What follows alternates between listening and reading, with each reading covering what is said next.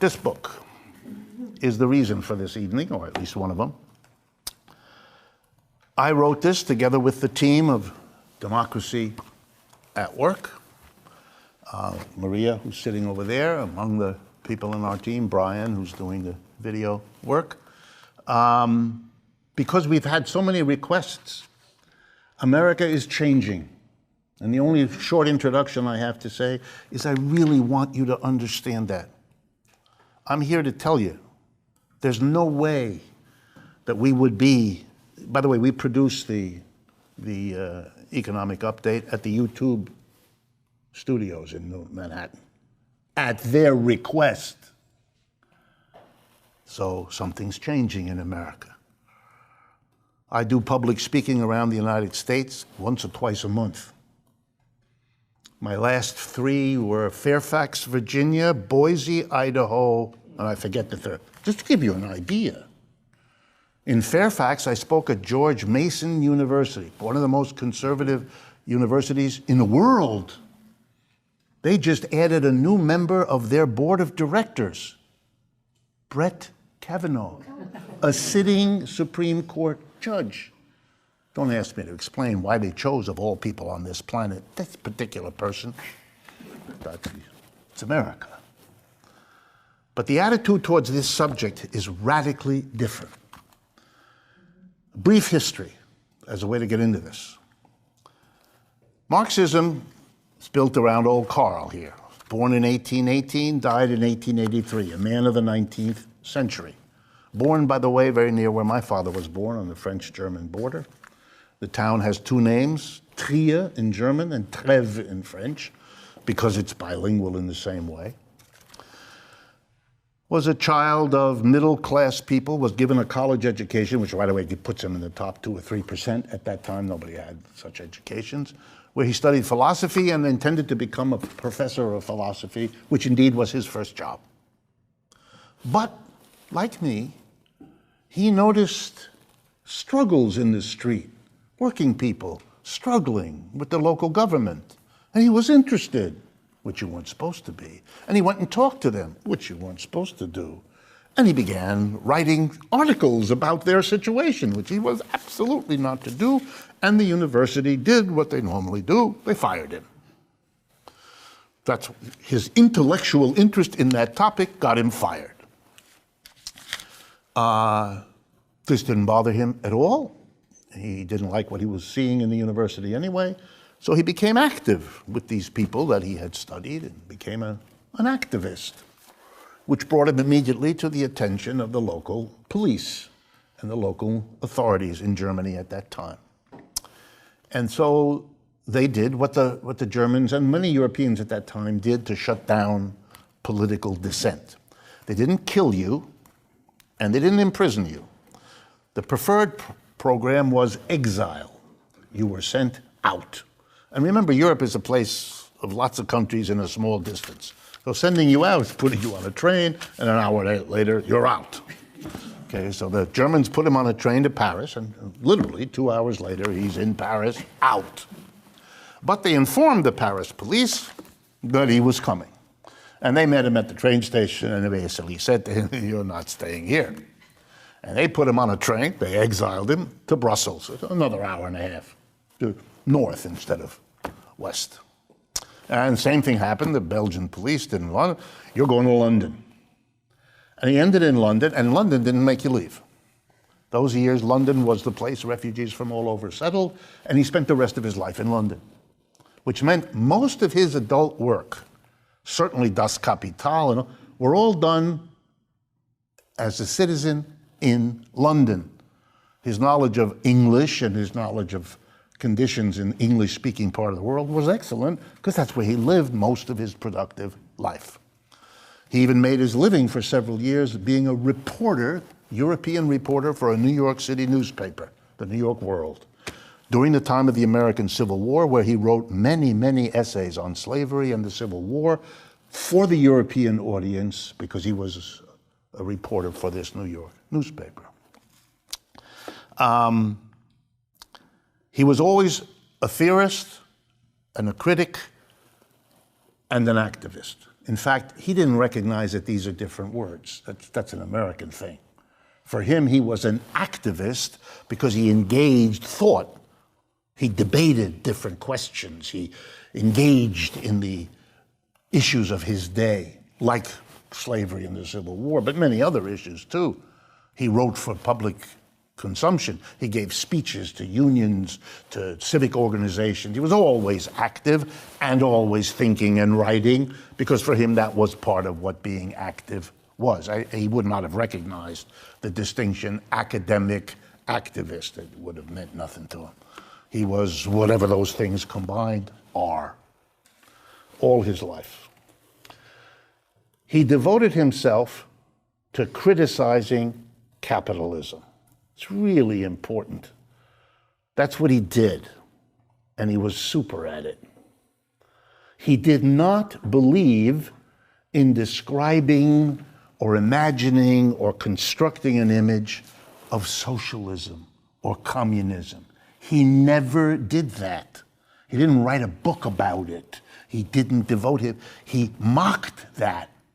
He said, I'm not a crystal ball gazer. I'm not going to tell you what the future is. Nobody knows what the future is. That's not my job. My job is to tell you what it is that's going on in capitalism in order to figure out how this system, like every other system, is going through its history. Every economic system, he argued, is born, evolves over time, and dies to be replaced by another. We have slavery, it comes, it evolves, it dies. We have feudalism, it comes, it evolves, it dies. We have primitive tribalism, it comes, capitalism, reasonably to assume, same history. Born, England, 18th or 17th century, evolves over time, becomes the world system. And let's see now, what's the next step? It dies. And it dies under its own, Marx, internal contradictions, the problems of itself as it functions. You don't die necessarily, most of you will not die because someone comes over and beats you over the head. Your own bodily, mental processes will bring you to an end. They'll wear out, whatever words you want, and the system, that's how Marx understood it. He wanted to identify what's the contradiction driving capitalism. Where in this process is it? Is it growing? Is it dying? What? In order to help those of us that are living in it to, in his view, help it along, to get to that next stage, because he was convinced that the human race can do better. By the way, that attitude that we can do better than the current system, that's what helped get us out of slavery. That's what helped get us out of feudalism. Reasonable to assume it'll help us get out of capitalism, unless you need to believe that in the particular period you're in, history has stopped. Well, don't laugh too quick. You live in a country which is committed to that idea, that capitalism is the greatest thing since sliced bread, probably better, and will never go away. Remember Mr. Trump, State of the Union this year? Socialism will never happen here. That's the statement made by every leader of every country just before it went socialist. Think about it. His assurance that it won't happen is worth exactly what everything else he says is worth. It's whatever occurs to him at that moment. Repeated 6 or 7 times. Marx was a critic. And how successful was he as a critic? I don't know. Let's see. He writes, he stops writing, he dies in 1883, 150 years ago, not even. In that period of time, 150 years, not very long, human history. In 150 years, his ideas have spread to every single country on the face of this earth. Every country has Marxist study groups, Marxist political parties, and or Marxist unions, and or Marxist governments, little governments like the Chinese. They call themselves Marxist.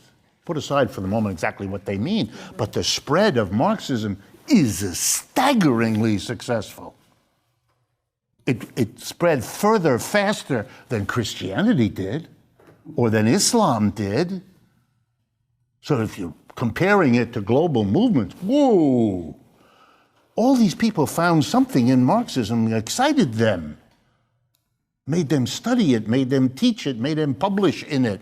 The literature on Marxism is vast and in every language. So it's a very powerful global movement. And it came to the United States too, particularly towards the middle and end of the 19th century. It came with immigrants who had encountered it in Europe and brought it with them.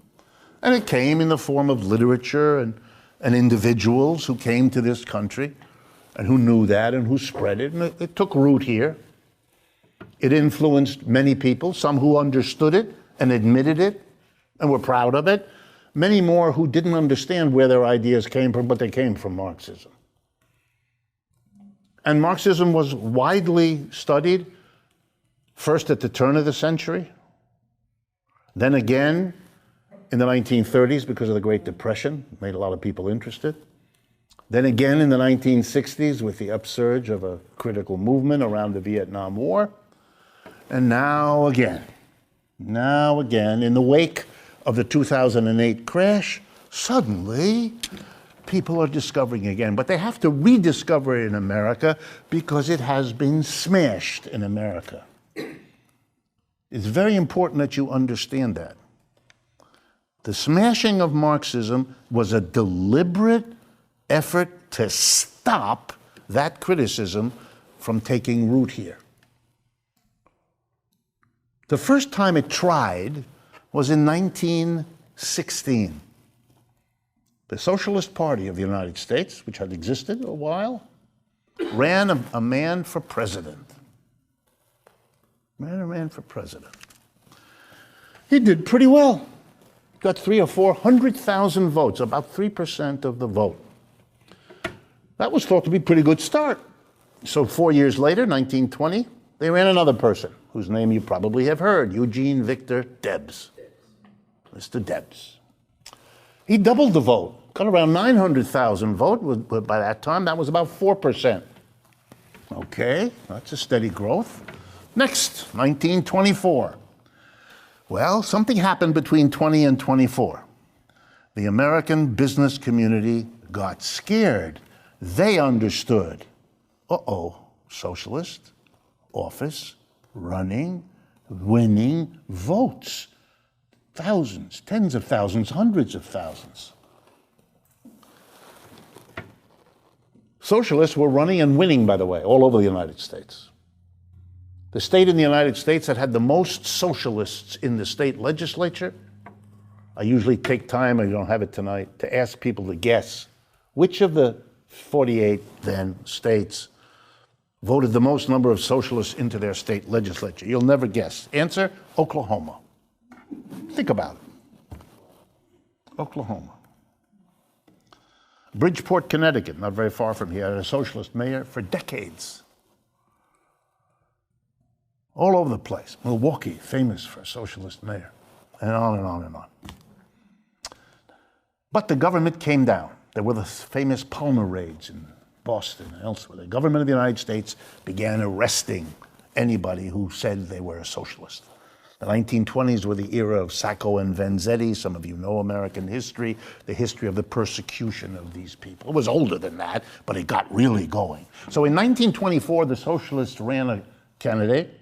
They wanted to get more votes, but this time they didn't call him a socialist because that was no longer safe. They called him a progressive party. A man from Wisconsin named Robert La Follette. Robert La Follette. And he got 5 million votes, at which point it became necessary to crush this thing, which they set out to do. They set it out because by this time they also had another scare, the Soviet Revolution of 1917, which showed where this could go.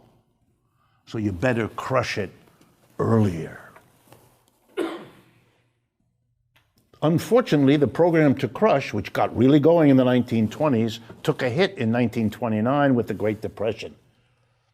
It turned out not to be a good thing for crushing Marxism and socialism because everybody was unemployed. And so Marxism kind of came back with a vengeance. And people called themselves that. The 1930s, you had three powerful political parties in the United States advocating more or less Marxism. The Communist Party of the United States, very strong. The Socialist Workers' Party, a Trotskyist socialist party, and the Socialist Party, the leftover one from before. Two socialist and one communist party, who worked together with the CIO to make the New Deal, to make the thing that wasn't green yet. But the model for the Green New Deal was then. And when then the war with Hitler comes about, the United States takes the next step of a scary embrace of Marxism. It becomes allied with the Soviet Union in fighting Hitler, which makes an official partnership between American capitalism and Soviet, whatever you want to call that. So that the post offices across America had a big picture above the window where you buy your stamps. And there was Uncle Sam, arm in arm with Uncle Joe, for Joseph Stalin, who was our buddy, our bosom buddy. He was in the post office, in every post office. By the end of the war, the American business community was apoplectic. The attempt to crush in the 20s had been first postponed and then lost sight of. Marxist, socialist, communists were everywhere, and it needed a crusade to get rid of them. McCarthyism. The last half century is a half century lost in this country for Marxism. Everybody who had anything to do with Marxism forgot about it. To make sure you understood it, they arrested the leaders of the Communist Party and deported them or imprisoned them. And everybody else was scared to death. The reason my teachers at Harvard couldn't teach me Marxism was they had learned early in their careers to keep as far away from all of that stuff as possible. When I was finishing my PhD at Yale, I was called in by one of my professors, the famous man. Some of you may know his name, James Tobin, a very famous professor, got a Nobel Prize in economics. Called me into his office, worked with him, and said to me, Rick, you know, this political stuff you do, it's going to destroy your career. And to make it real tangible, he said, I won't be able to write letters for you. That's how you get a job. If you go to the Ivy League, when you're done, you get a PhD, your professor writes a letter or makes a phone call, and then you get a job. Other people have to submit documents and give talks and have a resume. I never did that. I went once to Johns Hopkins, where they wanted me to go, and I went to Johns Hopkins and I gave a talk, and the professor said, are you ready to give your talk? Yes. He said, you know something, but how about let's have a drink instead? Okay. So we went to a bar, we had a drink. There was no talk. I got the job offer the next day. Other people do that, but people in the Ivy League don't do that. That's not how this country works. So when people in this country get interested in socialism, each time they have to rediscover anew that this is a big, fat tradition, been around for 150 years, exists in many forms, many articulations. It's a rich tradition of criticizing capitalism. In its name, some people have gone beyond criticizing capitalism to try to create an alternative. That hasn't been so successful yet. But that's not so surprising because the project wasn't the alternative. Marx didn't believe in that. It was the critique of what exists. That's Marxism's strength. And if you're a critic of capitalism, and let me remind you, in the last 3 weeks, both Gallup and Harris, two major polling companies in the United States, have issued the following result. People 40 years of age and younger in this country are roughly split 50-50 in their preference for socialism or capitalism. 2.5 weeks ago, I did an hour-long program on Fox News devoted to capitalism versus socialism, where they invited me and a young African-American woman from the DSA, the Democratic Socialists of America. Very articulate, very good. You know, the two of us were the socialist side, and sitting next to me representing the other side was Herman Cain. 999? That's right. That's right. That's right. The 999 man who kept repeating the same story. If you go look at the clips, that socialism has never worked anywhere, and capitalism has always worked wonderfully everywhere. He repeated that. You're not dealing with a full deck here. He doesn't have it. But the fact that he could say it, and he says it with real confidence and with conviction, he really does, is because he must circulate in a place where no one ever questions any. You can say this, blah, blah, blah, and everyone nods, and so you're emboldened to say it, even in there in the public where people will realize what a moron you must be.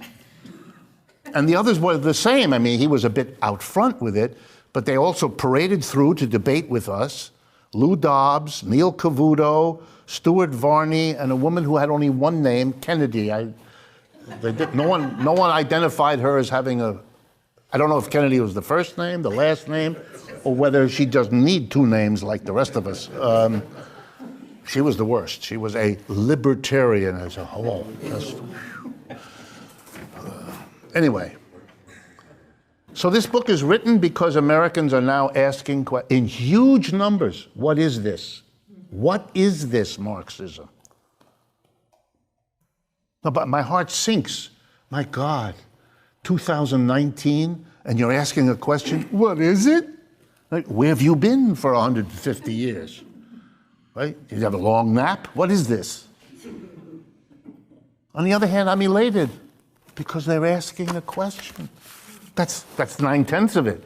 The answer is easy. It's the getting you interested enough to ask the question that matters. And the book is selling. We produced this ourselves. We didn't go through a regular publisher.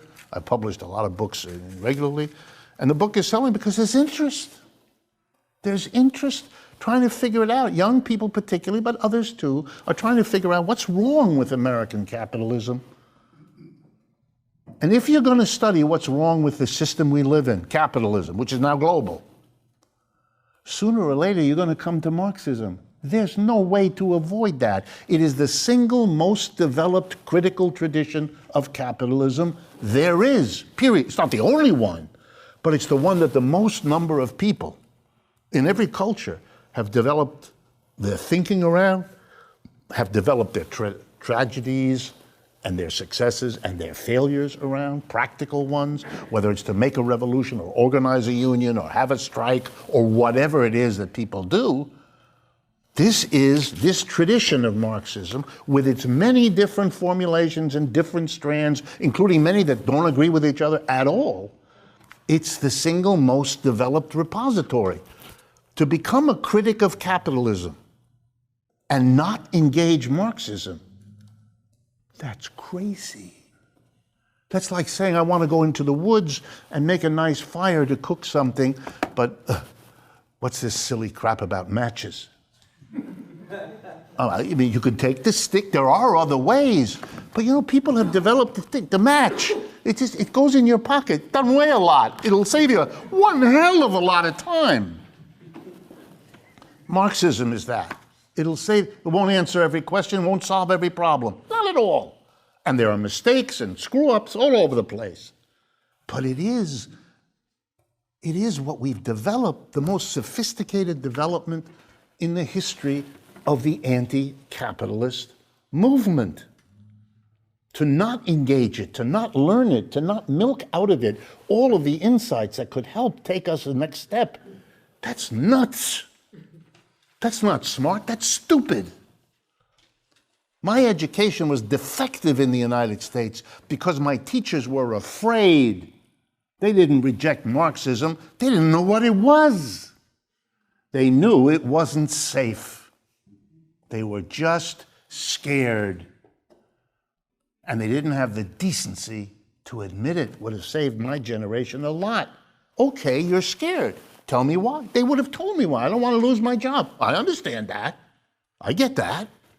Okay. Instead, I'm angry. You didn't teach me things I should have learned, and you didn't have the decency to tell me you were too afraid to do it. So the time is to do it now. Maria, start us off. We asked people to send in questions. We've been overwhelmed. The number of questions that came in, how many is it in the end? Over 200. Over 200 questions of people who knew we were going to do this tonight. So we've selected some. What? We're going to extend this to midnight? No. Okay, so the first question comes to us from Ignacio Ramirez, and he asks, to end exploitation, you've suggested worker co-ops. Honestly, it's taken too long to get there. Can some of this be blamed on the so-called progressive policies that somewhat aim to help the poor? Had we gone full-blown capitalism with minimal or no help to the poor, i.e. no New Deal in the Great Depression, do you think the transition to a democratic workplace would have been sooner and quicker?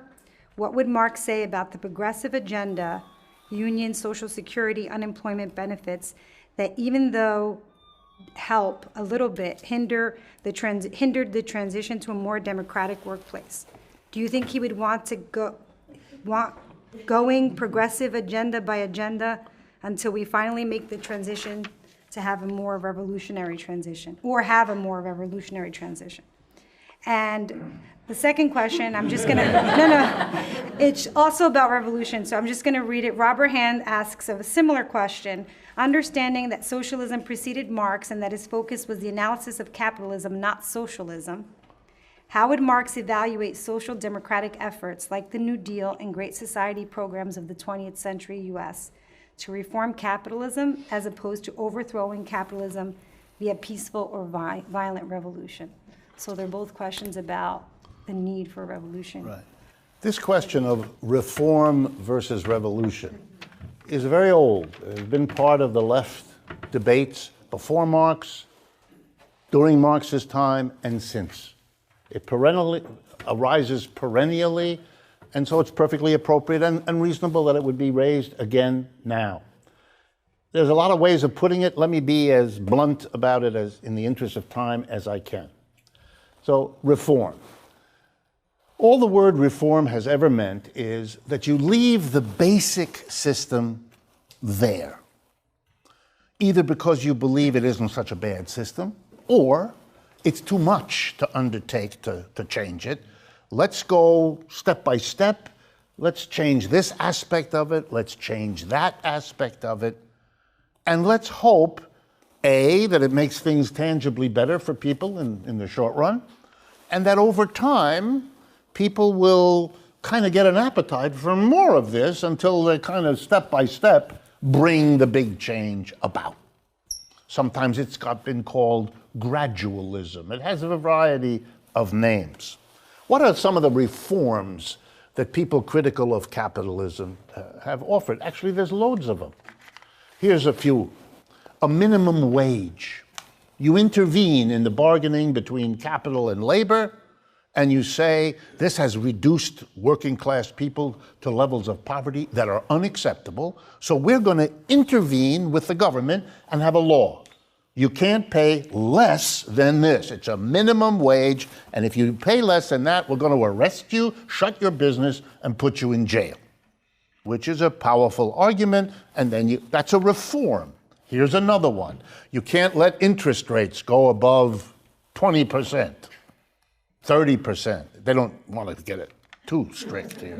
So, that's a cap on interest rates. That's a kind of policy like that. An earned income credit, if you know how the tax system in this country works. These are all reforms. A welfare program that says if you're out of unemployment insurance, you lose your job, we're the government, we're going to collect taxes, and we're going to give you some money to get through the unemployment. We're not going to let you just be destroyed by the way capitalism works, namely depriving you of a job. These are reforms. They don't fundamentally order a different economic system. And people have been very typically impatient about this. Why? Seems to take a long time. It seems to leave a lot of bad things while you fix this one. Even, let's be a little bit daring, the New Deal. The New Deal said, if you're 65 years of age or older, we're going to give you a check every month until the rest of your life. Wow, we never did that before. That's an intrusion into capital that makes older people have something to fall back on and makes younger people less burdened by taking care of their parents, et cetera, et cetera. So Social Security, that's part of the New Deal. Minimum wage, that was part of the New Deal. Unemployment insurance, we never had those things before the 1930s. Government jobs on a massive scale, that was also the 1930s. These are reforms. What does it mean that they didn't change the basic system? Now, this gets interesting. They didn't take private enterprises away from the people who owned them.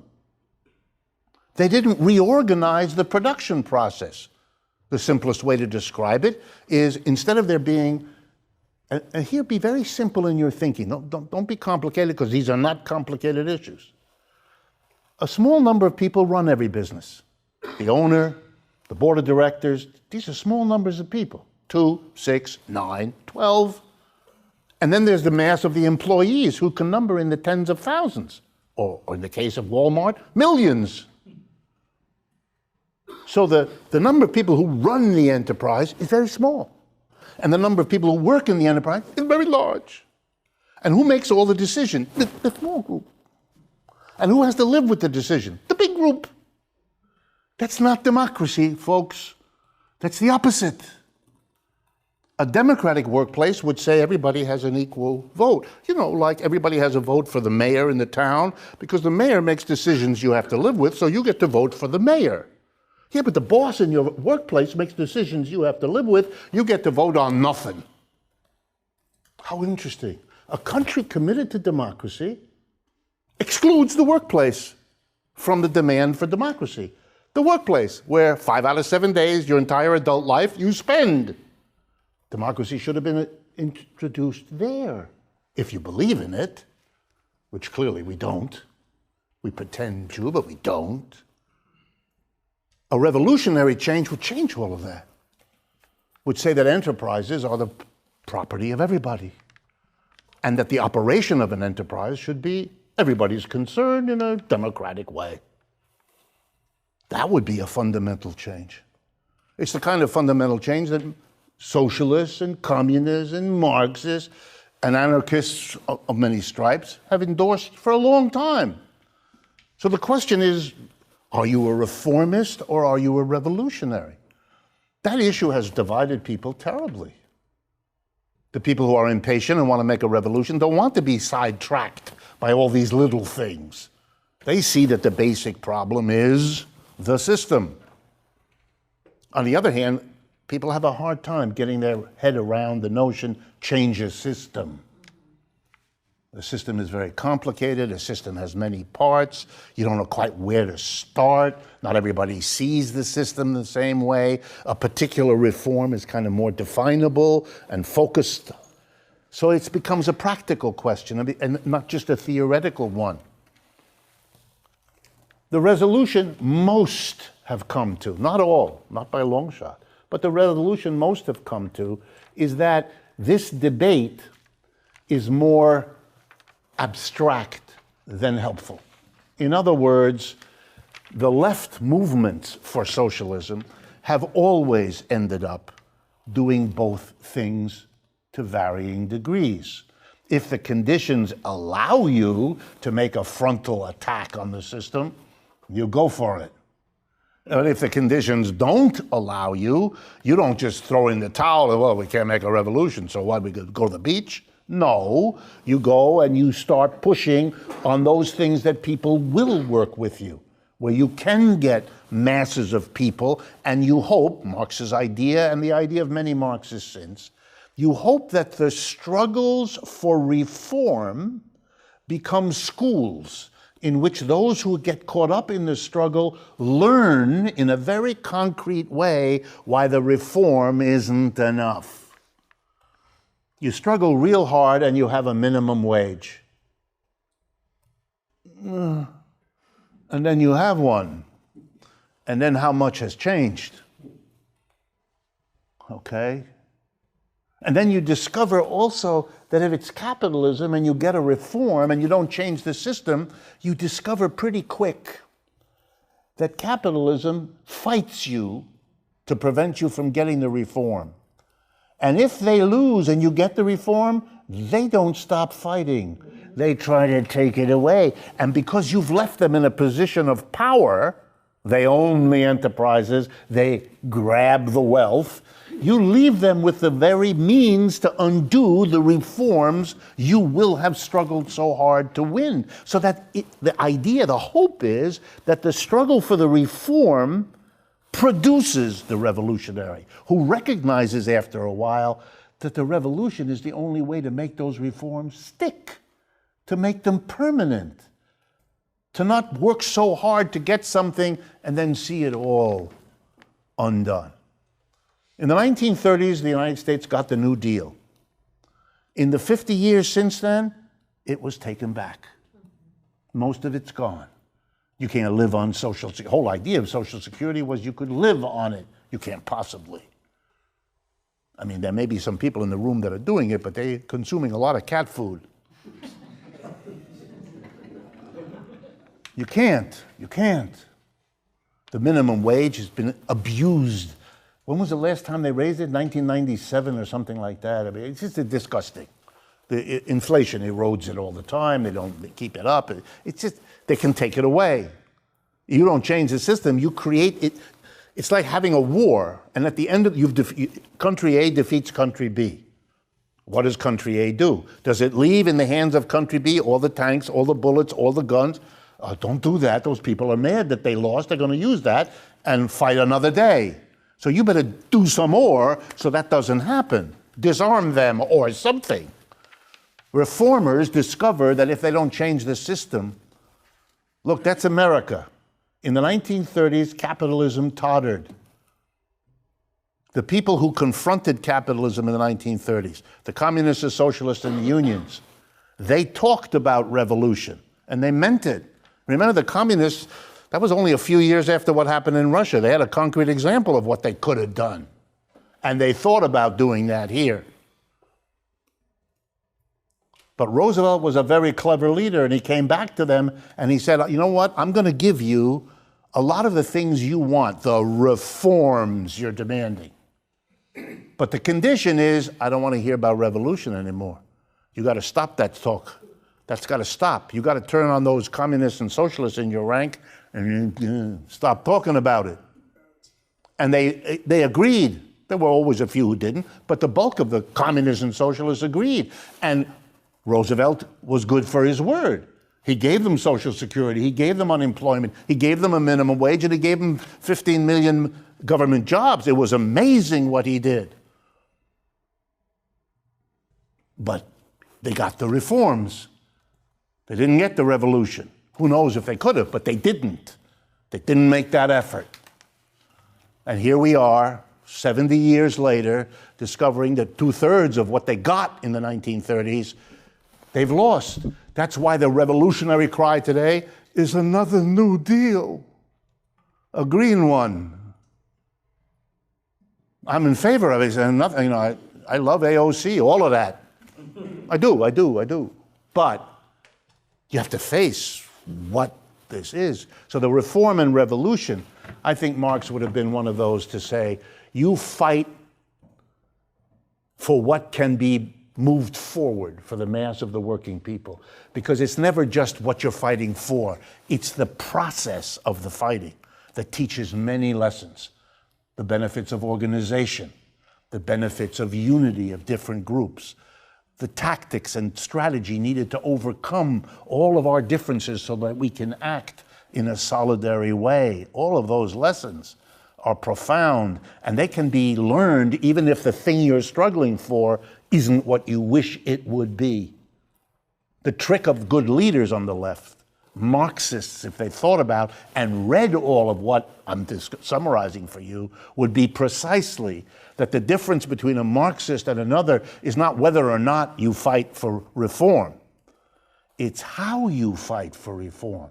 Do you do it as an end in itself, Or do you do it as a step and a stage to something fundamentally revolutionary, which you think is the only way to secure whatever reform you get? You do things that way, then the dichotomy between the two kind of falls away, and they become parts of one another, and I think that's the Marxist. Call that schools for revolution? Yes, schools for revolution. Be as good a phrase as any, and one of the many that have been used. One of the arguments, because it's another question that Maria will probably get to, is about the role of unions. It has always been the idea, Marxist idea, that the union is an important learning process, school if you like, a school for struggle, a school to understand what you're up against, the employer, and how the employer works, and how the employer's tactics and strategy involved.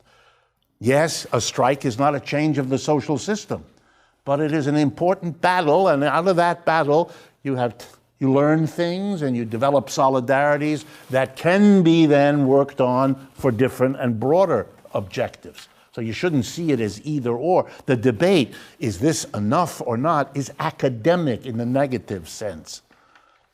That we need fighting everywhere. We need reforms to be fought for, and if it's possible, more to be fought for.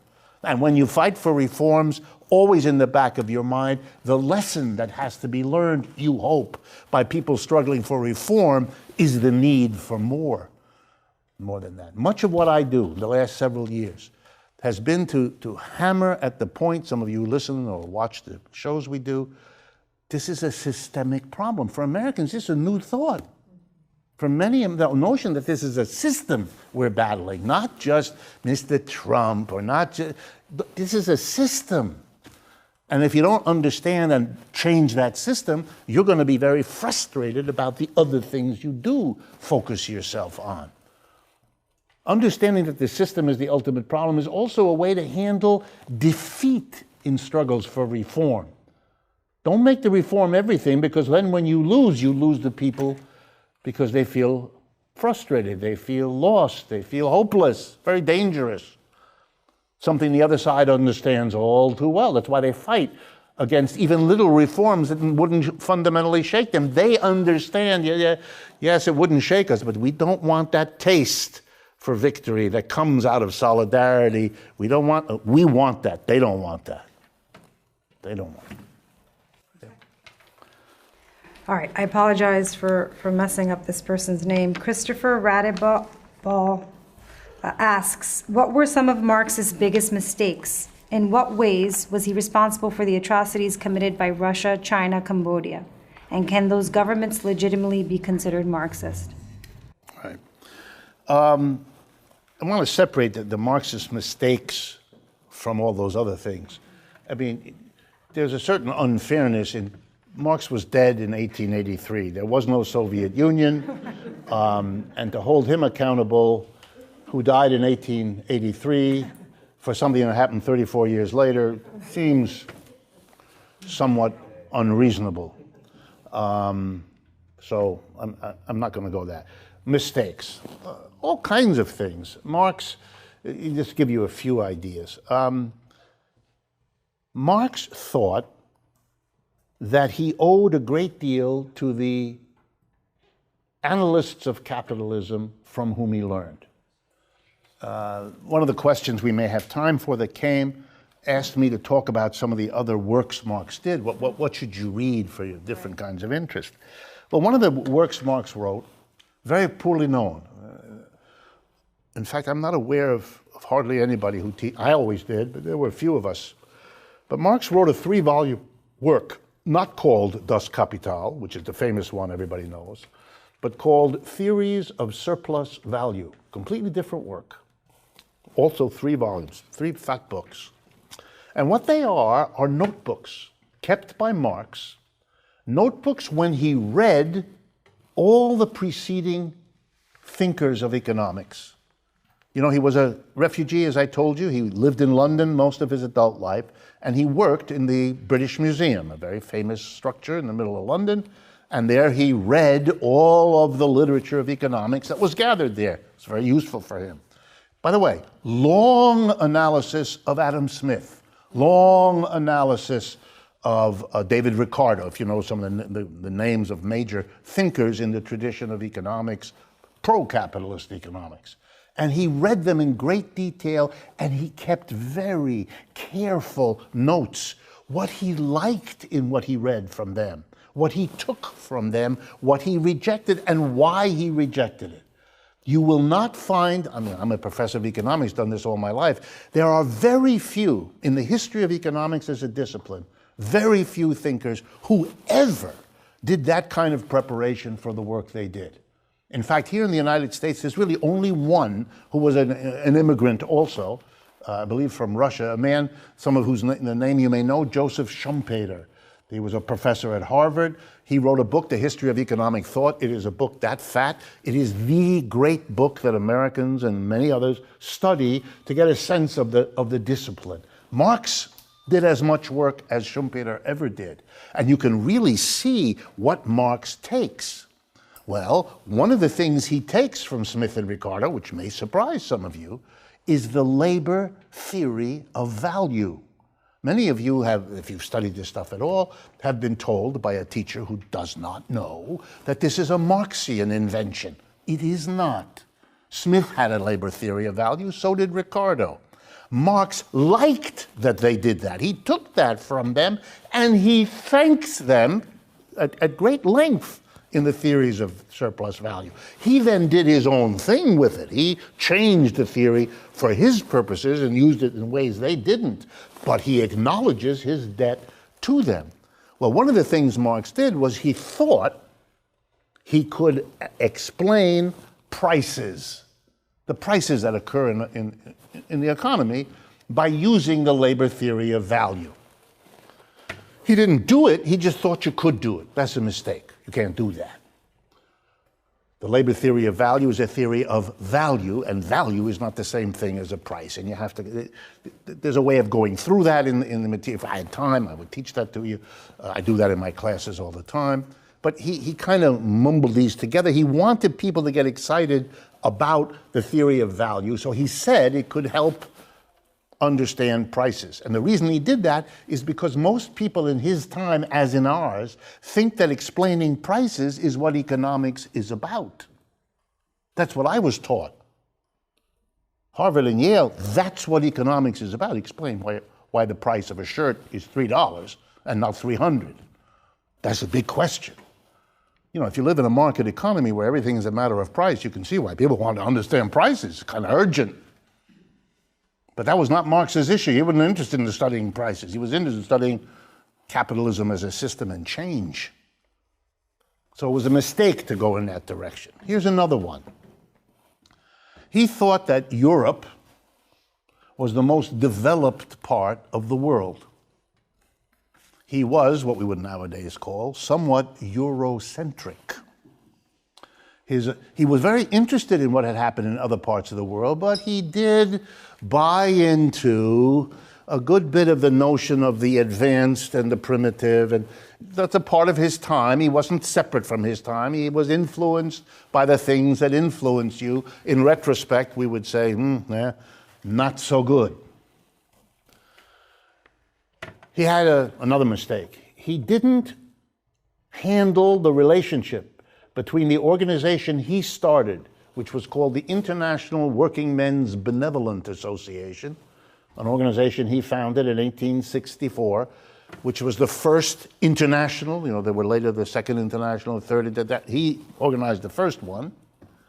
And he did that together with a man named Bakunin, an anarchist from Russia, because the anarchists and the Marxists felt very close. But they had a falling out after a few years. They went their separate ways. And the relationship between anarchism and Marxism has been kind of rocky on and off ever since. One of the people who tried to put it back together again was the Russian leader Lenin, who believed that one of the goals of the Russian Revolution was to accomplish what he called the withering away of the state, a remark which every anarchist in the world enjoys deeply. It was an attempt to rebuild an alliance That's going on in this country too, as anarchism has an attraction, particularly for newly engaged leftists, partly because it's a way to be very leftist without getting close to that Marxism, which is scary. Anarchism hasn't been the focus. It was once in American history. You all know the origin, I assume, of May Day. May Day is the celebration in every country of the earth, except this one, of workers and of the solidarity of workers and of the revolutionary spirit. May Day is when, you know, the workers march down the streets of Paris or Rome or London or Moscow or Beijing. It's the holiday everywhere. In this country, the anti-communism after World War II was so intense that they ended May Day and moved it to Labor Day. So it wouldn't happen at the beginning of the summer, in May, but in September. I mean, this is childish shit. But you live in it. Right? So do I. Well, where did May Day start? It started in Chicago. This is the double irony. The whole world celebrates a holiday for the working class whose origin is American, which is the one place that doesn't celebrate it.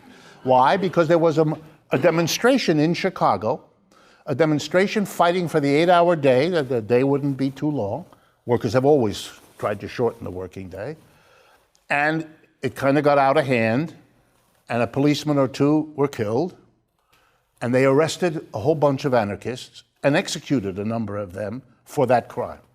And it was felt to be a frame-up and became a national holiday. So it's an American holiday that the rest of the world celebrates, in America doesn't, and it comes out of the same kind of issue. So another one? Yeah. Greg Chung asks, he's a freshman organizer in Cornell College. He lives in Iowa, where 92% of the land is dedicated to farming. I have heard farmers described as working class, but also as small business owners who hire labor. I wanted to ask, what is the Marxist perspective on farmers, and how do farmers fit in the labor theory of value? Yeah, the reason this is a wonderful question is it allows me to explain to you what the Marxist method is in trying to analyze any population that you're interested in, a village, a state, a country, a period of time. And what Marx is really interested in is saying, let's look at something that others haven't looked at, and because they haven't, they missed things which we want to focus on. What does he mean? He means that in every human community, this is the most fundamental, in my judgment, contribution Marx makes. In every community, whether people are aware of it or not, they make certain arrangements. They may not be conscious of it. Just like all of you know, in a modern world of psychological self-awareness, that there are things you do where, if you're honest to yourself, you can't explain to yourself or anyone around you why you just said that, why you just did that, why you looked at that person in just that way. And some of you go and get professional help to try to figure out why you do this. My wife's a psychotherapist, might explain these things, who knows? Right? And Marx is that too, but on a social scale. So he says, I want you to think about one of the things that every community does that it is typically unaware of, but that shapes it. And here's what every community does. It takes a portion of its members. If it's a community of 100, it takes 20 of them. If it's a community of 50,000, it takes X. And those people are assigned to a particular function.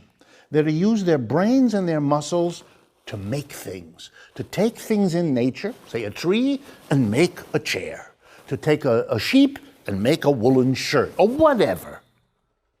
Then there are a lot of people in the society who are not required to do that. Some of them you can see right quickly. A 2-year-old is not going to be asked to do this thing we call work, because it's 2. And another one is 89, and for a comparable reason, we're not going to ask him or her either. So it means that in every society, Marx says, the people who do the work always have to produce more than they themselves consume. Otherwise, all the people who are part of the society couldn't survive. Somehow there has to be an excess produced by those who do the work so that all those who don't, the children, the ancient, but lots of others, we're going to get to that in a minute, who don't do work, are supported, are provided with the food, the clothing, the shelter, without which they would die. Now, Marx says what happens in each society is they differ in how they organize that. The word, and it's a bad translation, but the word Marxists use to describe this producing more, they focus on the surplus, that the people who do work produce more than they themselves consume. In German, it's mehr. The German word is M-E-H-R, which means more in German. It's much simpler, it's clear. Surplus introduces, an old army jacket or something. It's not that. But surplus is the way it got it translated into English. So every society produces a surplus. What differs from one society to another is who produces the surplus. And who decides how big a surplus there'll be. And who decides who gets the surplus from the people who produced it to all the people who need it to live on but don't participate in producing. How do all those things get worked out? And how they do shapes the politics and the culture and the art and the music. In other words, if you want to understand the politics, the culture, the art, the music, the history, you better understand something as basic as the production and distribution of the surplus. That's called, in Marx, class analysis. The class of people who produce the surplus in relationship to the class of people who live off distributions. And just to give you an idea, to tantalize you, here's one way it can be done. The people who produce a surplus can be the people who also get the surplus. They get their own surplus, and then they sit around and decide what to do with it.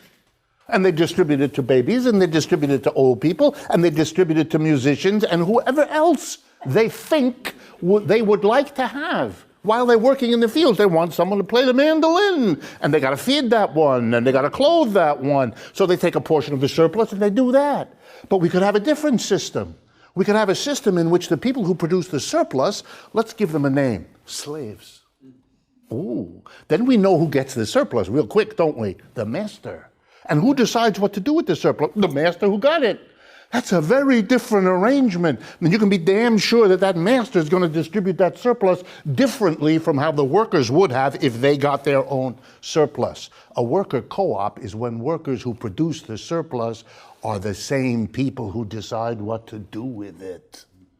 And that makes it different from capitalism, slavery, or feudalism. In slavery, the slaves produce the surplus, the masters get and distribute it.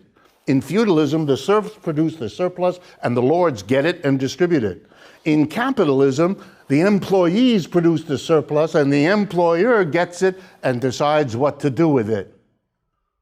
The revolution, the Marxist idea, says we got to get rid of this dichotomy. No more of this. We don't want the slave, we don't want the serf, and we don't want the proletarian employee either. Because we don't want a tiny minority, master, lord, employer, deciding what the surplus, what is going to be done with it when all the people have produced the surplus are excluded from that decision. That's a fundamental question. Now, farmers. Well, now you have the apparatus. Just use it for the farmer. And it turns out farmers have different class arrangements, just like everybody else. So, for example, we could have farming done by a slave and a master. That's what we had in the American South for a long time. We had cotton, for example, grown by slaves, and the surplus was taken by the masters, and they made beautiful mansions down there in Louisiana. You can see them to this day. They did what they wanted to do with the surplus. The slaves produced it, the masters decided how to use it. Or you can go to France. The peasants produced a vast surplus gathered by the feudal lords who used the surplus to construct the palace at Versailles, which you as a tourist can go visit and marvel at. What do you think the peasants who busted their ass in that time would have used the surplus to make a garden like that for 3 people to walk through every 4th night? No. No, they wouldn't have done that. Jeffrey Bezos collects the surplus from hundreds of thousands of people engaged in the monumentally important task of delivering packages. He is a package deliverer. He's the richest person on earth because obviously any rational society would want to give a vast amount of wealth to a person who delivers packages. But let's be fair, he delivers packages quickly. So of course he should have $150 billion. He's the number 1 on the Bloomberg billionaires list. He recently got divorced from Mackenzie, his wife, and by the virtue of the divorce, she got $39 million, so she becomes the 22nd richest person on this planet, having been his ex-wife. Do you think, just between you and me, if the workers who produce the surplus for Amazon, all those people schlepping your package really quickly to your house, if they got together to decide what to do with the surplus that their labor had produced, you think they'd give it to Mr. Bezos so he could, by the way, one of the things he's doing, he's very excited. He's arranging planetary travel. He's going to the moon, and he's spending a fortune to develop the rockets to take him to the moon.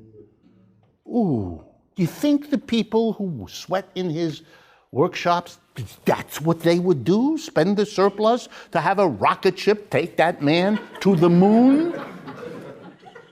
My hope is that Americans looking at this situation would probably say, yes, get him out of here. Anyway, go ahead. There was a question about unions under socialism or Marxism. Right. Actually, I realized I didn't finish the other question. So let me finish it. The farmer. So you can have farmers set up as co-ops. By the way, that exists. Farmers is one of the places where co-ops actually have been quite successful around the world, including here in the United States. It's a long history where farmers get together and cooperatively raise animals or grow the wheat or make the corn or whatever it is that they do, and they collectively do it to divide the labor. They have a meeting, they divide the labor, and at the end of the labor, they get together and decide what to do with the product. They are producers of a surplus. They produce more than they themselves consume, but then they collectively and democratically decide what to do with it.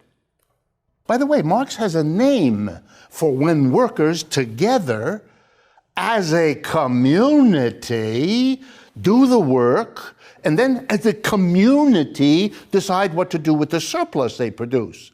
He calls that communism. You know, the ism out of community.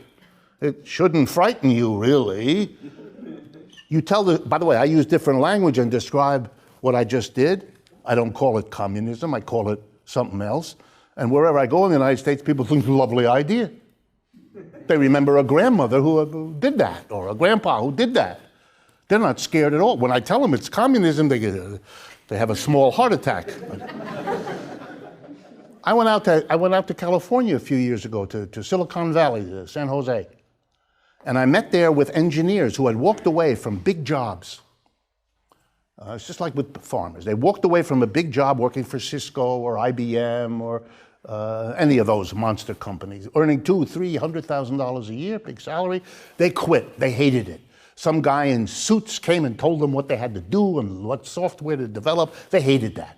They had to wear a tie and a jacket. They didn't want to. They were California people. They wanted to come high as a kite with Bermuda shorts, you know, and they wanted to have a Frisbee, a dog, a child, or whatever, you know, very California. They hated all this. So they quit. And they got together in somebody's in somebody's garage, and everybody brought a laptop.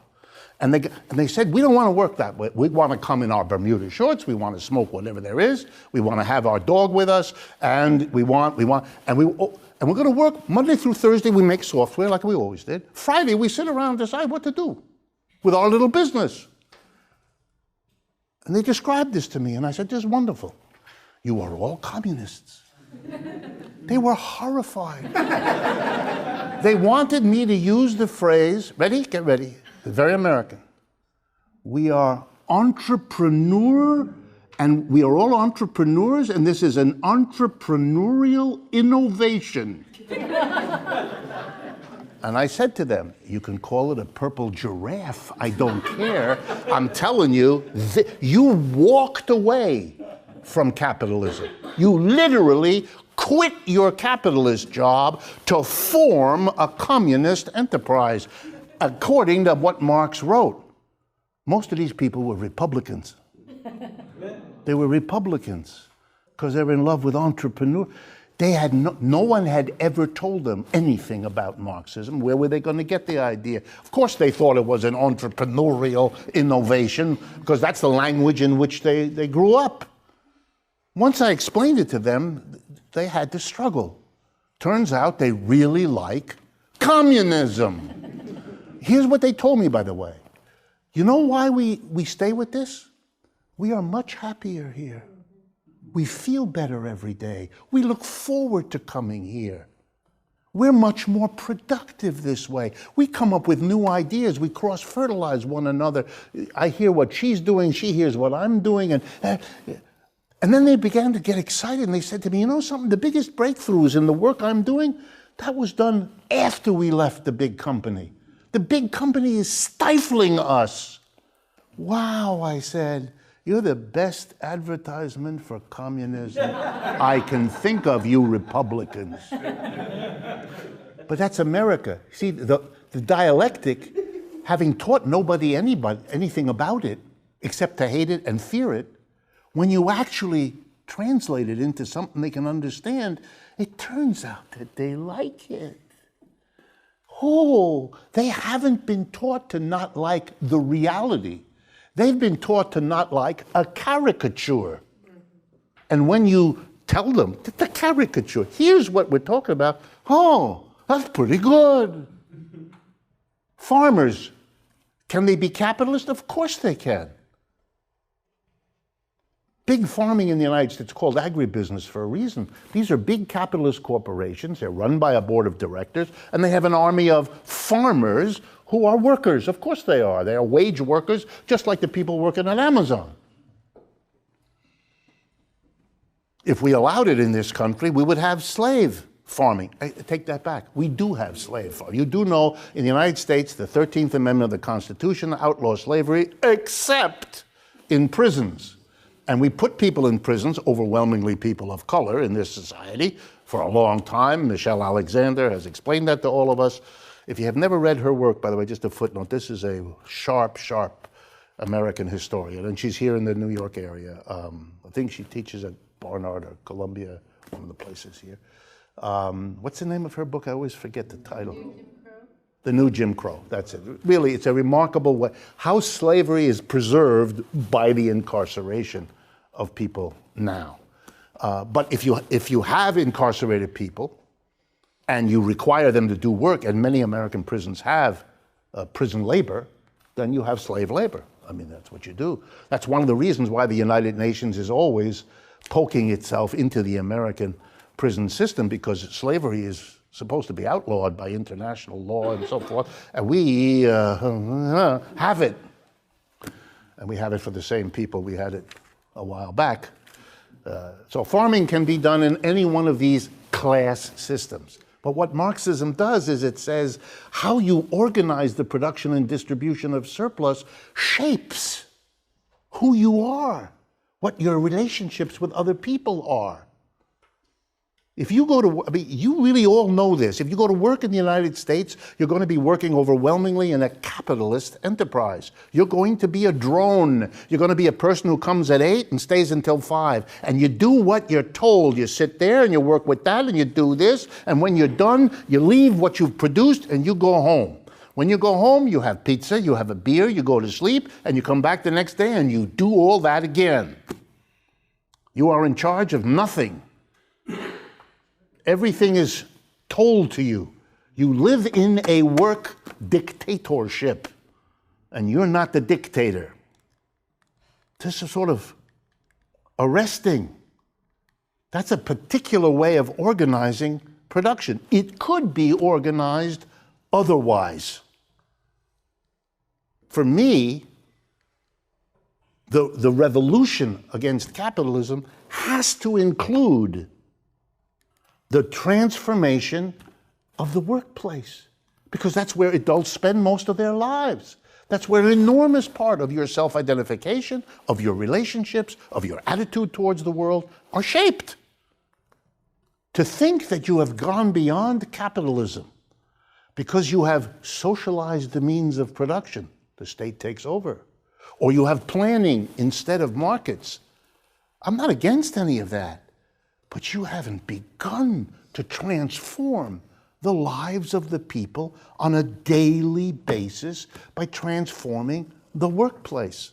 And if I had time with you, I would also talk about transforming the household, because that too is a place where you are shaped, you and the children coming up after you.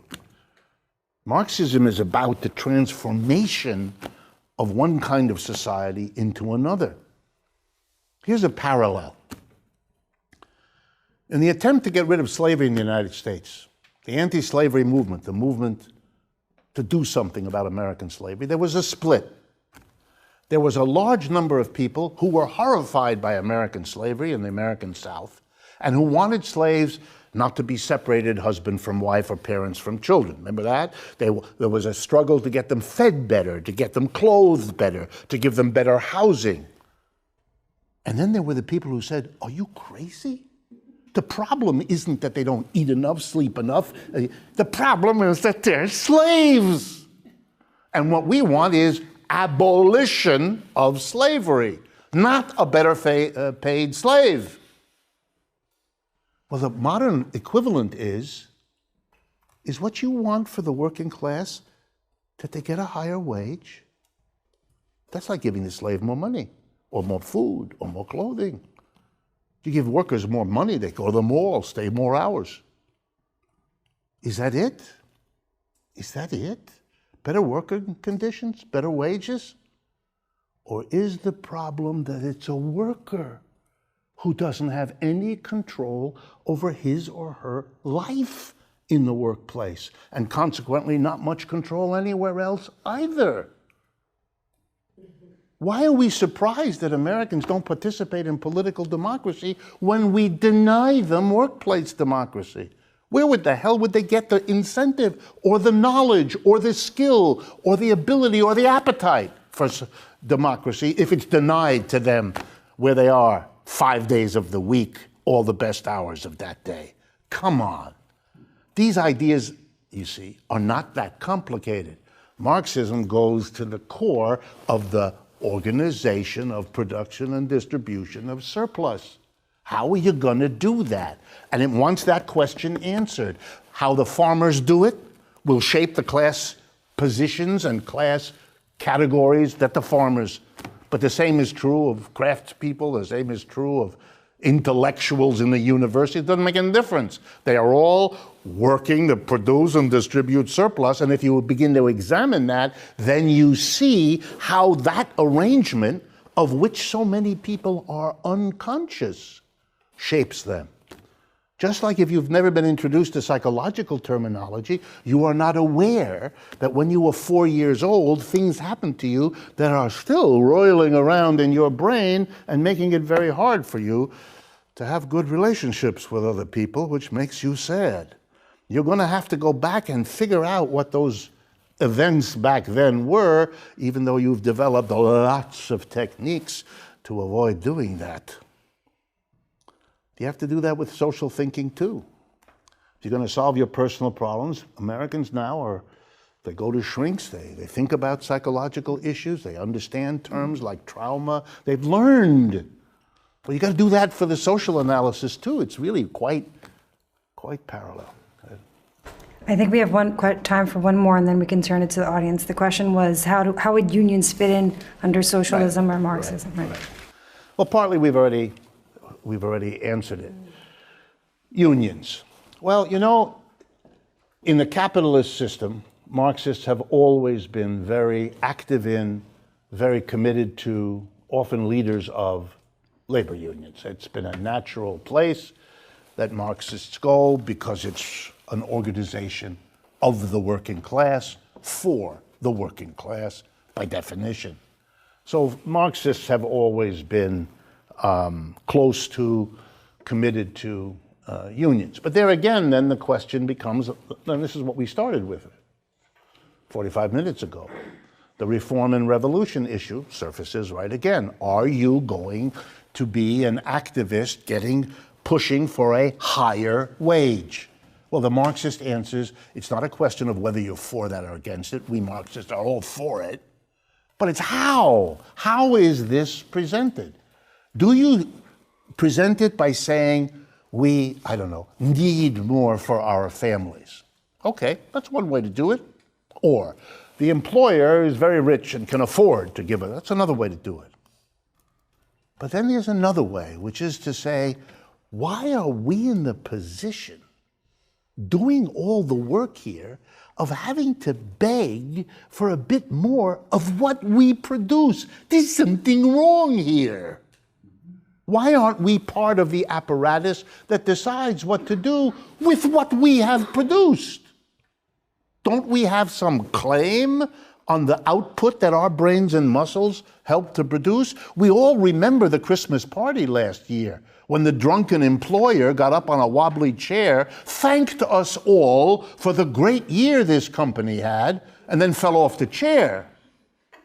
We all thought to ourselves in that nasty moment, he's thanking us for doing all the work. Let's show some thanks here, Jack. Where's the money? That part you're keeping. So the thank you is all verbal.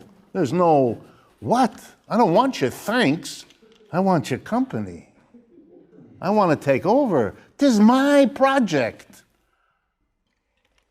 You know, if you grow up in the United States, you hear often from employers or people who have been bamboozled by them that, gee, the employer takes a risk. He deserves some extra, some profit, because he took a risk. I always found this extraordinary. He did take a risk, but so did everybody else. You idiot. What?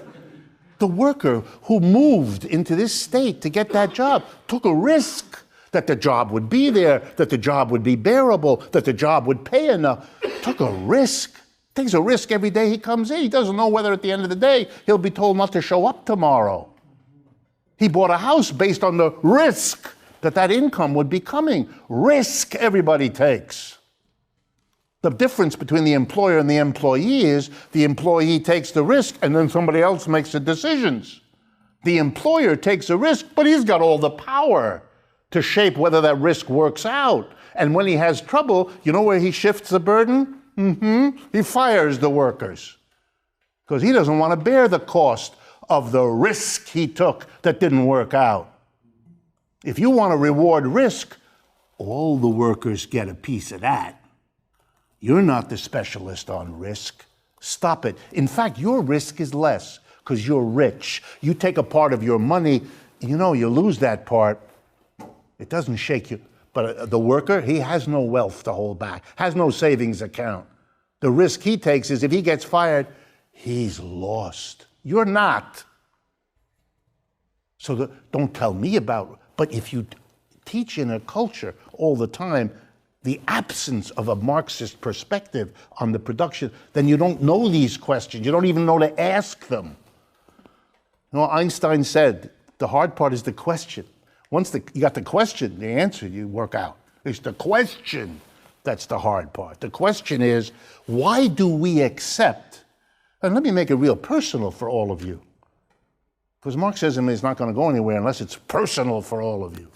Why do you, each of you sitting here, accept a system in which you go to work and you produce a surplus for some employer who decides what the hell he or she wants to do with it? And your job is to go home, not bother the employer until the next day when you come back and do that again. Why is that acceptable to you? You got rid of kings and queens and monarchy because it was unbearable to have some jerk whose achievement was to be the son of the previous jerk and was telling you what to do all the time, and you had to take your hat off when he passed in his coach, and he referred to you as his subject, we killed those people. We cut their heads off. We found it odious to have them around us. And we go to work every day where there is a king who tells you what to do, and you better take your hat off, or you're fired. And then you can go and stand in line at an office downtown and hope they don't sneer at you while they give you a pittance for you to go and buy that cat food. You know, what is it? You know, why? I don't want you to ask me why I'm a Marxist. I want you to wonder why you aren't, unless you are. The questions are very similar. The questions that came in overlapped a lot. But that's good. We're all thinking. We're thinking and we're coming up with the good questions. But this question is, like so many, is premised on the United States' backwardness. It's vast ignorance about all of this, which is not because Americans aren't smart. They're just as smart as anybody else. But this period of half a century of closing out the left and closing out Marxism really has made us, on these subjects, stupid. So let's deal with this. First of all, the Nazi phrase wasn't cultural Marxism. It was cultural Bolshevism, Kulturbolschewismus in German. My first language is German. I speak German, I read German. My mother spoke German to me all my life as a child, and so forth and so on. So it's not cultural Marxism, it's cultural Bolshevism. And here was the idea that the Soviet Revolution, which frightened the Germans very badly, because remember, Germany is not that far from Russia, literally, number one. Number two, in 1918, the year after the revolution in Russia, there was an attempt to have revolutions like the Soviet Union in Germany.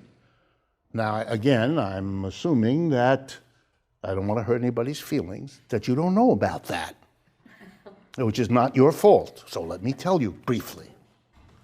In Bavaria, which is not an advanced progressive part of Germany, Bavaria is the south of Germany, and its politics are a little bit like the south of the United States.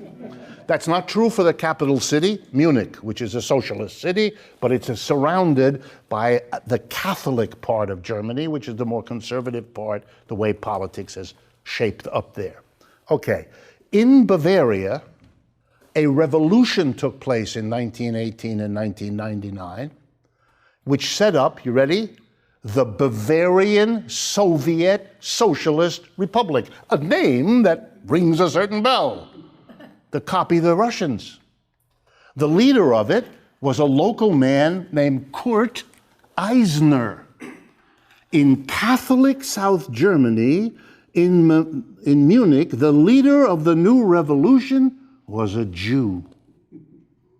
Complicated. It lasted a while. In Berlin, an effort was made to make a revolution too. It was led by two very famous leaders of the Socialist Party of Germany, which at that time was the second biggest party in Germany, a mass party, the same one that's still part of the coalition government with Mrs. Merkel, at least for another few days. The two leaders who tried to make this revolution, one whose name you probably don't know, Karl Liebknecht, and the other one whose name you probably do, Rosa Luxemburg. And for their effort, the military came in, killed them, hacked their bodies into pieces, and threw them in the Landwehr Canal in the middle of Berlin. They became martyrs. If you go to Berlin today, there are the streets and squares and theaters named after both of them. Even now, with a unified Germany, they don't touch those historical names. If you want to see Karl Marx's name on every street sign, you go to Berlin right now. Karl Marx Allee, Karl Marx Platz, Karl Marx, you name it, Karl Marx is all over the place. And when you ask these very conservative Germans why you do that, they look at you as if you're crazy and say, that's part of our history. We are proud of Karl Marx and of Rosa Luxemburg. If you go to the center that's named after her, her sayings, her famous sayings, are in the street. They have embedded in the cement of the street metallic plates with quotes from Rosa Luxemburg. That's the commitment that they have to her. Okay, so here you have what? The fear in Germany that the revolution was coming. Since they crushed these revolutions, they killed the people, and so forth, they weren't anymore afraid of a military, they weren't really afraid of the politics, they thought it would come through the culture. So the idea was Bolshevism, the Russian experience, would seep into Germany through cultural phenomena. And part of the reason this happened was that throughout the 1920s, the German culture reacted to what had happened to Germany. This is extremely important. Again, your faces give you away, the history. You need to know these things. It's part of the revolutionary tradition. In Germany, the war, World War I, was a catastrophic transformation. They lost the Kaiser, they lost their form of government, they lost their economic hope to be the defeater of Great Britain, the empire of the world, and to outstrip the United States, which was the other competitor for Britain. All of that fell apart. And as if that wasn't enough, they lost the war. And as if that wasn't enough, there was a reparations. That often hasn't happened. You know, African Americans are now talking about reparation. But the big reparations was the one imposed on Germany after World War I, when they were required to spend huge amounts of money reimbursing France and Britain for the cost of those countries defeating the Germans. So they were a destroyed economy, a destroyed society with an enormous debt they couldn't possibly pay. One of the results of that was an inflation, 1923. One of the greatest inflations in the history of the world. Let me tell you about it, because we might have one like it, and you should be prepared. Prices doubled over a period of 9 months, every 2 hours. Okay? My grandmother and grandfather, living in Germany at the time, told me the stories. Grandpa, who worked in a store, would get paid in a bag of money at lunchtime. He would run, like a relay runner, home and give the package to my grandma, his wife, who would run to the store to buy food with it. Because if you didn't, if you waited until that evening, that money would buy you 1 stick of gum, because the prices would have gone up and your money was worthless.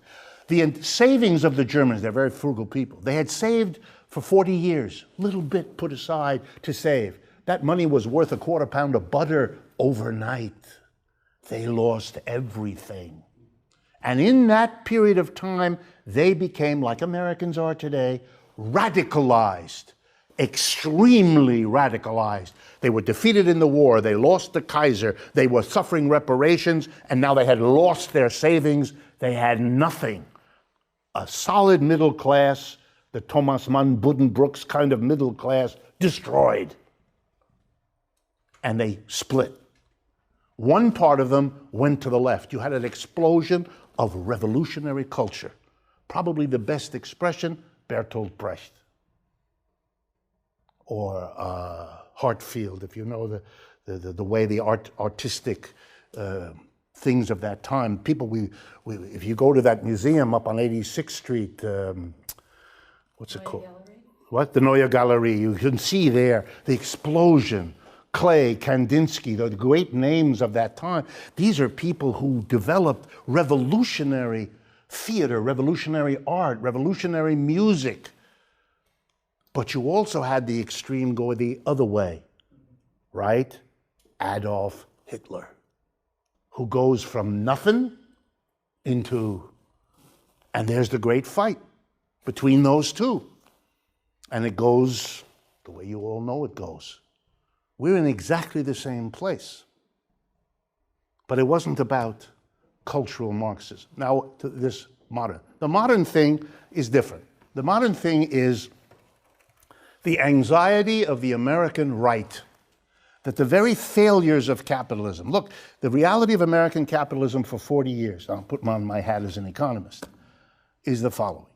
The wages are stagnant. Wages in America, real wages, that's when you take the money a worker gets, adjusted for the prices he or she pays. Real wages in America today, right now, are roughly what they were in 1978. It's really important. Over that time, every year, workers have become more and more productive. They have more computers to work with, they have been better trained, they have all of that. So the output the worker delivers to the employer, that's what productivity means, has been going up steadily, 1-2% a year. But what the employer gives the worker, that's the real wage, is flat. That's why we have a booming stock market. Those people are collecting all the profits. All the productivity goes to the profits. The wages go nowhere. Why? Because companies have replaced workers with machinery, the computer revolution, the robots, the artificial intelligence. They've left the country to produce in China, India, Brazil, and everywhere else.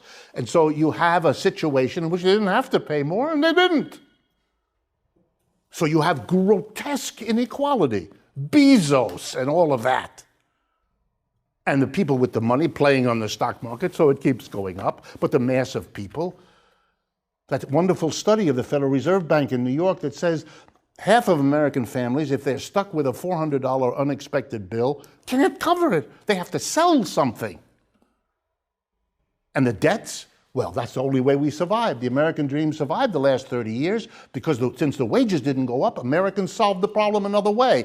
Everybody works 1 million jobs. The women, particularly the white ones, come out of the house and go to work, and they borrow up the wazoo until they reach 2008 when they can't borrow anymore and the whole cards fall apart. And we're stuck now. We're stuck. There is no way to grow now. This morning, the Bureau of Labor Statistics releases every month its information about real wages. The last month, the real wage went up 0.3% per hour.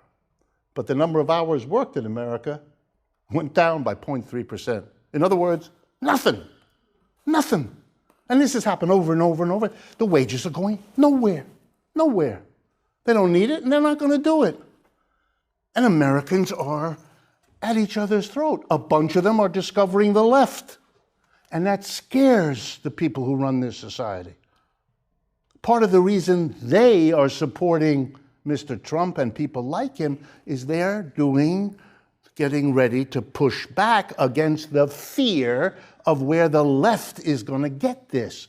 They understand the history that American radical and young people don't know. That's the sad part of this.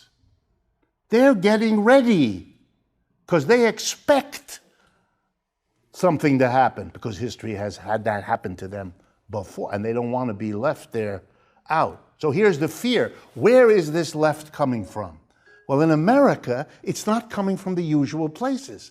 The labor movement in this country is dead. And if it's not dead, it is so close to death that it could be dead. And so they don't see much danger from there. Well, where is the danger? The danger is in the young people, in the universities, in the school. So they've developed this kind of fantastic notion that the universities are full of Marxists. When I was on the Fox town hall 2.5 weeks ago, Herman Cain and the others kept talking about the Marxists, the Kennedy, the libertarian lady. She was talking the university full of Marxists. I spent my entire life in America. I never found any. I kept looking too. I was looking for them. I needed friends. They are not there. I can assure you, they are not there. Are there none? Of course not. There are some. There always are some. But the notion that the universities are, no. What is true, but to be fair to them, what is true is that the university is a place that has still enough space, enough possibility that if you want to go in a radical direction, there'll probably be some other students who will do that with you, and there'll probably be some teachers you'll find who will give, yeah, that's true. That hasn't been wrung out of the system. But believe me, they're working on it. They're working on it.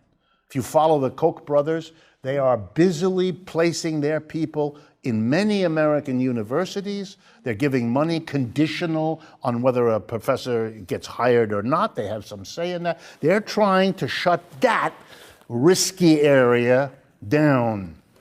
They're particularly worried that universities are places where the diverse anti-systemic movements that exist might come together.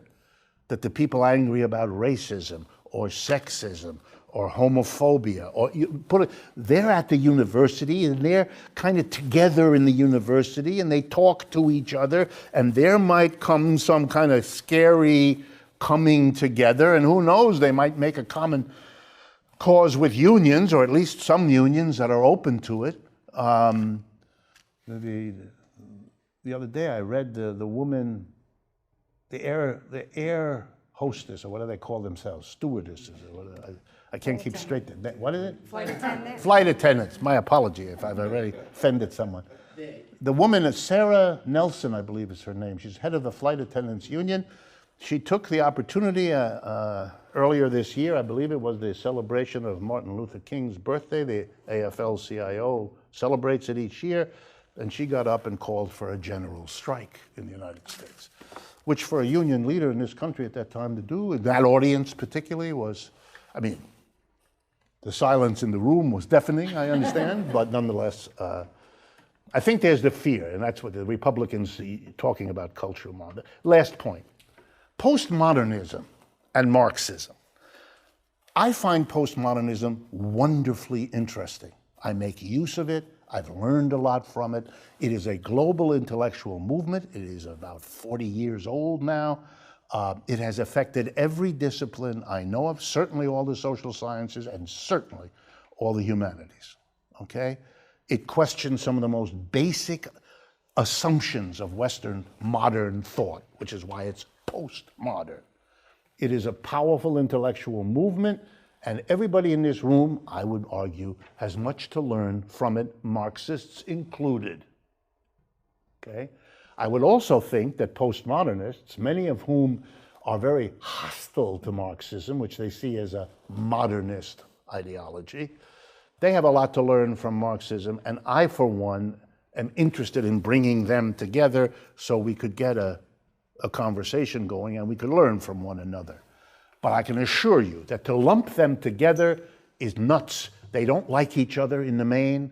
The Marxists accuse postmodernists of turning young people away from Marxism into some crazy intellectual wasteland, and the postmodernists think of Marxists as silly, old, mechanical thinkers who haven't understood the problems. It's sad, but the notion of lumping them to postmodern Marxists. Sorry. What? I'm sorry. This is again ignorance. It's like cultural Marxism.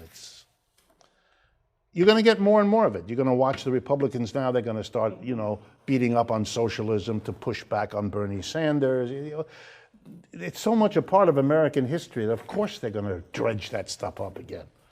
Well, I think war has always been, in the history of capitalism, the final resort when you could not solve your problem another way. It's understood that way by the military. It's understood that way by the people who lead capitalism. I would urge you to understand, war doesn't begin with capitalism, obviously. It's ancient Greece and all of the rest. But capitalism has to its name an extraordinary achievement, which goes to an earlier question that Maria read. Capitalism produced the first genuine world wars. We never had that before. Partly because capitalism created a world economy, a world market. The 20th century saw World War I and World War II. Together, those wars killed, directly and indirectly, 100 million people, 200 million people, an unspeakable number of people. And these were wars among capitalist countries fighting with one another for what they thought their survival depended on. In Germany, language like Lebensraum. In German, that means literally room to live. The Germans had to have room to live. That's why they had to take Poland or take Czechoslovakia or get back the colonies that the Germans had that were taken from them in World War I. They wanted to get them back in World War II. These countries got themselves to a point where in their minds, their survival as capitalist economies depended on the destruction of some enemy. And I think capitalism has always understood that the military has to be preserved, has to be funded, has to be maintained in that way. What is new, and what's really an American invention after World War II, was the permanent massive army. Before, you kept a relatively small, and then you mobilized people. It was called that, mobilization, for the war when it became necessary. The technology was such, and the American hysteria after the war was such, that we didn't do it. And then, as Eisenhower told us, you're going to develop, if you have an army this big and it lasts this long, you're going to build your society into a dependence on that. The American military long ago understood it needs to locate its bases, it needs to locate its suppliers all over the country, so all of those people will make sure that the senator and the congressman or women from that area support the budget, because that's what comes back and keeps their neighborhood employed. And so you have the industrial military complex organized to keep this going. You can see the power of that because it's become the model for others. We have a medical industrial complex. Hospitals, doctors, medical insurers, drug companies, they've gotten together just like the military and hammer it, which is why we spend not only more than any other part of the world on military. For all of you who don't know, the United States spends more on the military than the next 9 countries together, which includes Russia and China, spend. And the same thing with medical. We spend 18% of our GDP for medical care. No other country comes even close to spending that kind of money. They are able to get that because they have built themselves into the fabric of this economy, so it can't afford not to do it. That's why the end of the Cold War means nothing. They can't stop. They have to find the next Cold War. And so it's a universal, endless war on terror. That'll do. If you haven't got the Russians there, then hate the terrorists. And if that becomes funny because it doesn't seem to matter, then imagine caravans from Honduras. You know, those desperately poor people are a danger to this country. But you know, here's the solemn thing to keep in your mind. When you go back and you study Germany, it was the most culturally developed country in Europe. It's the land of Brahms, Beethoven, Bach, Goethe. My God, what society they were able to develop. And yet, under pressure of a capitalism that broke down in 1929, they were able, in their fantasy, to imagine that the whole world was after them. They became paranoid on a scale that is incredible. They killed unspeakable numbers of people in a kind of methodical elimination of other members of our own species that we've never seen before. And if you think that's peculiar to the Germans, you're wrong. That is the same mentality, and I say this using my Marxism, that can watch immigrant children be put in cages and think that somehow that's necessary, that somehow that's reasonable. That is extraordinary. That's an extraordinary cultural moment. And it tells you nothing about the children or the cages or immigration.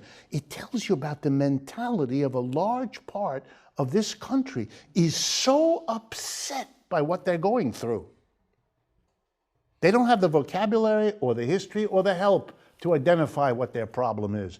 But they are unspeakably angry and therefore immune to the kinds of appeals that normally would have reached them through their church, through their own thinking, through what, all dead. It is many times, particularly in the Midwest and the South, the church members who are foaming at the mouth about this stuff, who talk about Christian charity and family values on Sunday and then cheer those children in the cages on Monday. That's an amazing achievement. There's no psychic dissonance for these people.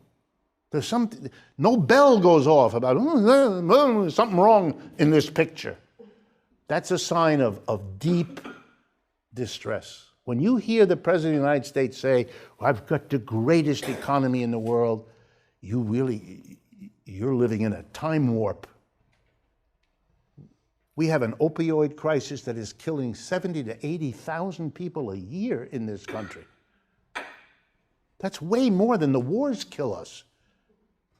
We have a suicide rate that's off the chart. This is a disaster, what's unfolding in this country, and there's no end. The inequality gets worse. The policies to make it worse are still in place. There's no self-reflection that this can't go on. And there's no systemic awareness that there even is a system that could be otherwise. Capitalism is the end. It's what we all are. It's like Mrs. Pelosi said, remember a year or two ago when a student asked her a question, what about the socialism and capitalism? She couldn't understand what he was talking about, and she looked befuddled at him, and she said in those famous words, we're all capitalists. Exactly. Exactly. Last year, I got an invitation from the students and faculty at Boise State University in Boise, Idaho, a state that I had never visited before or since. And I was told by the people who invited me that they would pay my airfare out there or something, but they wanted me to know that the purpose was they had an all-day conference devoted to the work of Jordan Peterson, and would I be willing to debate Jordan Peterson? Now, I have to tell you, which I do with a bit of a shame face, that I had no idea who Jordan Peterson was. But I had never been to Boise, and I would like to see it. And it's a state university, and I am committed to going to state universities precisely because people like me don't go to state universities anywhere near as often as we should. So I told them yes, and I figured I'd go Google Jordan Peterson, find out who this is. And then they made it even more interesting by saying he is famous for saying that no Marxist dares to debate him. Well, so I said, you found one. So I agreed to do this. No. A few weeks later, they called me back. They were obviously very pissed off, and they said to me, he has withdrawn. He didn't do it honestly. This is what they tell me. He simply said that his fee has gone up a lot. And they're a state university. They can't pay what he was asking was enormous, and they weren't pay it. So he's not coming. But they were so angry, they said, we would like you to come anyway and just present a talk about his work, and more importantly, Marxism and what you think young people in Idaho might get from this, which I did.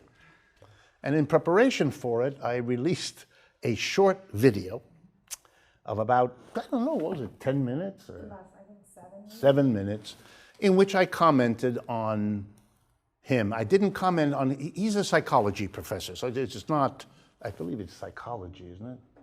Yeah, psychology professor in Canada, in Toronto. And I don't comment on that, it's not stuff that I know, but he made statements about Marxism and all of that. I know a little bit about that, so I was going to respond to that, which I did. And I wasn't insulting him, but I wasn't complimentary. I think his arguments are silly. They basically boiled down to, how could anyone in their right mind be a Marxist? Because Stalin killed a lot of people. There's always a few seconds of me being, I couldn't have heard that right. I mean, what? You know, I mean, it's just, woo. Now I'm used to it, so I'm ready for it, but it always takes me kind of aback. It's like saying, I can't be a Christian because of the Inquisition. What? You know, yes, the Inquisition, terrible. And yes, Christians, they did that. And Christians have done all kinds of horrible things. But you kind of separate the thing into its various parts. That's not an excuse. It's just an understanding that people can do all kinds of things in the name of God knows what, right? The United States is busy bringing democracy to Afghanistan. I understand what that means. It has nothing to do with those words, but I understand. This society needs to say, crap like that, and other, okay. But it's an argument that you couldn't possibly be a Marxist because Stalin did something awful. And so I made fun of this and using arguments like that. It bothered him. He gave answers. He made videos. He changed the story a little bit. So we've had a bit of a back and forth. But his argument really is that you can't possibly be interested in Marxism because people using the name Marxist have done awful things. Stalin referred to himself as a Marxist. He did awful things. He really enjoyed saying Hitler's movement, the Nazi, those are the first four letters of the German word National, which means national.